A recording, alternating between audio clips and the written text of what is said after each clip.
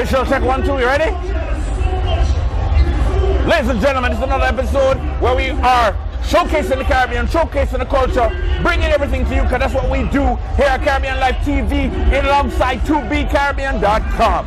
Ladies and gentlemen, we have a superstar right here with us, somebody who's represented the Caribbean well, came from his country, went #1, took it to places we've never seen before, combined the soca and the reggae and his own country's music.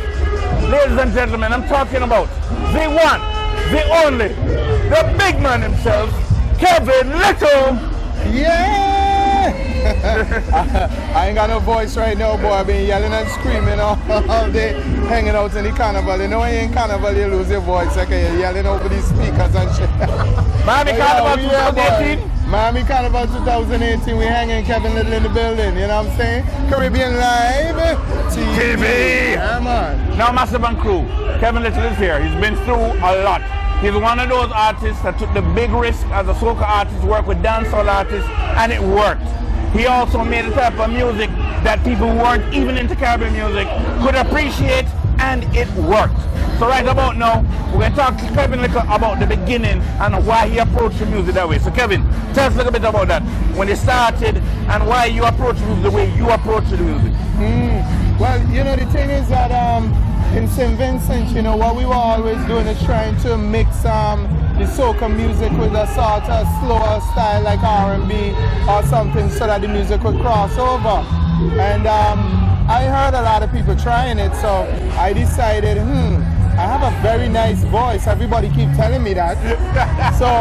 And I wanted to bring, I wanted to be a R&B singer, but like so many other Caribbean artists that have come before and are coming up, you want to be a dancehall or R&B star, but you have to do soca because soca is what is in your country. Right. So that is what I did. I took my talents as an R&B singer and I mixed it with the soca, and I did an interpolation of a 112 song, and that's what turned me on what it is. Boom. Yeah, man.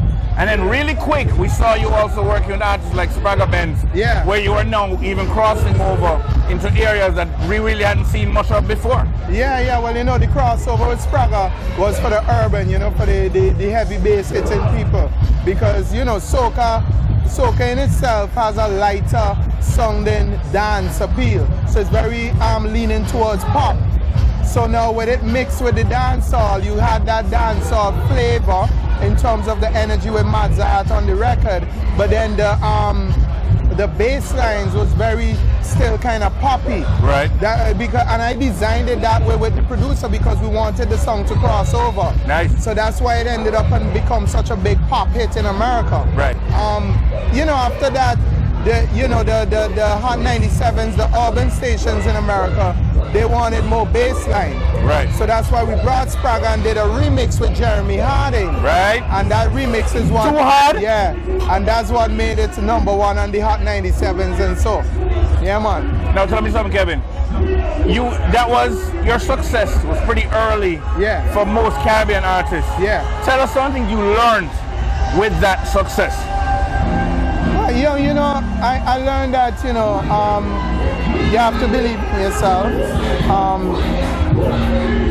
If you're not having people saying nay, then you're not doing anything. You know, you will always find that there's naysayers, and that's because you're making moves and making strides and breaking down walls that they can't break down or they can't see themselves doing, you know? So those are the things I learned, you know? And it's helped me a lot in my career and throughout my life, you know, just with dealing with situations and knowing how to persevere. No, that song came out a while back, and you're still doing it. You're still here. Yeah. What keeps you relevant? What keeps you here? Well, you know what? That song. Wow. But mainly the fact that I keep performing. Unlike a lot of artists that, you know, may have a major international hit, you know, I also have the Caribbean that I had other hits in, which helped me because I'm in a niche market, and it's very difficult to get more hits that easily. Right. So, you know, I've been able to sustain myself by having other hits in my market, and then also making sure that I perform a lot in the international market when the international hit desires. So you will find me in Africa, then you will find me in Australia on tour with Fatman Scoop or somebody, or with Sean Paul, or then you'll find me with Montel Jordan or Maya doing a collaboration. Nice. You know what I'm saying? Or you'll see me on stage with TLC somewhere, but then you'll see me come back and be in Africa performing with African artists. So my music is very universal. Right. And by making myself present in all these markets, it has kind of kept me constant, kept my name out there, and kept my music strong also. That is like 50% of it. The fact that I have a unique voice and my song is very unique, it was very groundbreaking. And also, you know, a lot of big stars re-sang my music. This past year gone, Chris Brown did it. And before that, Cheat Codes did it. Right. And, you know, that has given me 2 big hits again without me having to lift a finger. And then this year, I have a song called Turner, which is blowing up big. And I haven't even marketed it yet, nor put it on Spotify nor anything. Everybody is loving the record. I'm seeing people tweeting the record and I didn't even start promoting nor performing like that. So, you know, check out my new record, Turner.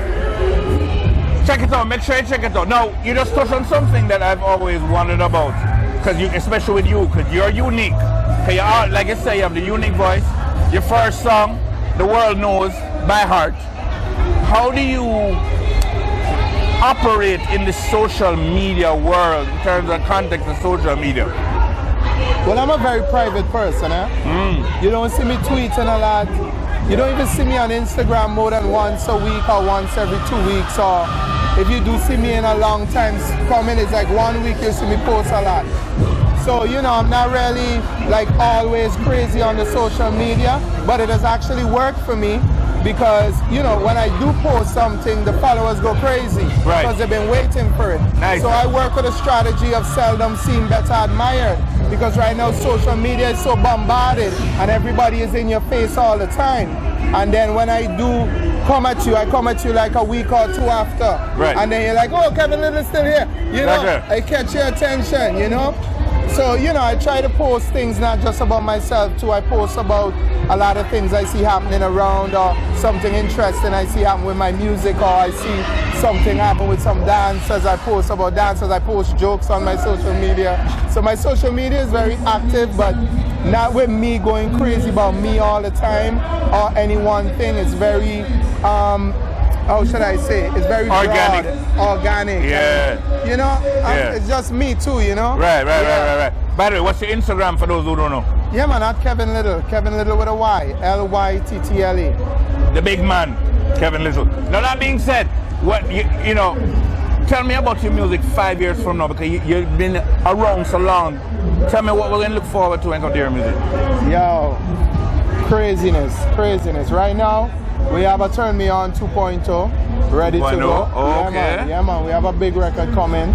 We have a big record with Maximus Dan, MX Prime. Produced by the Rejects. Ultimate Rejects. Yeah, man. Also, I'm working on a record with Marshall Montano. King and King. Yeah, man. Vince King, Trini King. That's right. Yeah, man. We're working, you know. So, you know, I'm working on quite a few different things coming for the new album. I already have a record with Cecile called Stagger, which is a very strong record right now that I'm promoting. Turner is already going crazy. And I also have a record on that rhythm with Nyla Blackman. I just keep mixing up the name of it. Baila Mami. I forgot the name of the rhythm. No, I know which one. We'll tell you later on. But you will hear it on the album coming next year. So, you know, I have a lot of stuff happening. So hopefully by the end of the year, going into Trini Carnival, you're going to hear some big songs coming from Kevin Little. Well, you're mentioning all these songs coming up. So we can't leave here without a little acapella of any of these songs. My voice is no good. You accepting that? How are you going to accept that? We're yelling right now, I can't. We need to hear a little piece. Turn me on, turn me on. Real big man, see that? Kevin Little, look out for the music. Stagger, Turner, Turn Me On 2.0. And you know it's the creativity. Vincent Massive, pick up every time. Kevin Little telling you, he is going to be organic, he's going to be real, he's going to be broad, he's going to be actually the most amazing thing coming out of Vinci every single time. Brother say Machel King, the one and only Vincey King, going to come together and do their thing as well. So people, get ready for it. Kevin Little. New tune with Maximus Dan. Yo, it's called Baby Come Back. Kevin Little and Maximus, MX Prime. Madness, tune upon tune coming. Now for the man them, that's your song, Baby Come Back. And as I was saying, remember, it's all about life. It's all about Caribbean life. And it's all about being Caribbean, to be Caribbean.com. Kevin Little will say. Yeah man, CLTV. Respect.